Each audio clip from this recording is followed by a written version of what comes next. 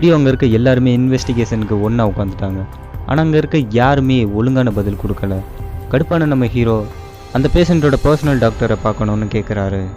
அந்த டாக்டர் இங்கே எல்லாம் வெளியூர் போயிட்டாருன்னு சொல்ல நம்ம ஹீரோ, இவ்வளோ பெரிய பிரச்சனை இங்கே நடந்துக்கிறதுக்கு நீங்கள் எப்படி அந்த டாக்டரை வெளியே விட்டீங்கன்னு நம்ம ஹீரோ கேட்க, அங்கே இருக்க யாருமே எந்த பதிலும் ஒழுங்காக சொல்லலை. இந்த சீஃப் டாக்டரை விட ஒரு பெரிய டாக்டர் இருக்காரு. அவர்கிட்ட கூட்டிட்டு போகும்போது ஒரு மியூசிக் பிளே ஆகுது. நம்ம ஹீரோக்கு பழைய ஞாபகங்கள்லாம் கண்ணு முன்ன வந்து போகுது. சொல்ல போனா நம்ம ஹீரோ ஒரு சோல்ஜர், நாசி படை எதிர்த்து போராடினாரு. ஸோ அதில் நிறைய பேரை கொண்டு இருப்பாரு.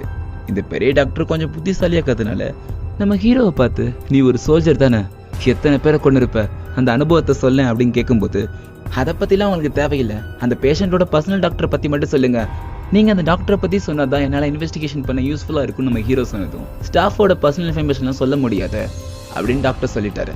எந்த க்ளூவுமே கொடுக்காம ஒரு ஆளை எப்படி கண்டுபிடிக்க முடியுன்ற கோவத்தில் அவர் அங்கேருந்து கிளம்பிட்டாரு.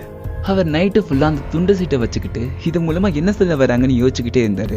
திடீர்னு அவர் ஒரு அப்பார்ட்மெண்ட்குள்ளே போகிறாரு. அங்கே அவங்களோட இறந்து போன ஒய்ஃபை பார்க்குறாரு. ஆனால் அவங்க பக்கத்தில் போகும்போது அவங்க சாம்பலாக கரைஞ்சு போயிடுறாங்க. என்னடா நடக்குதுன்னு ரியலைஸ் பண்ணுறதுக்குள்ள அவர் கனவு விட்டு வெளியே வந்துடுறாரு.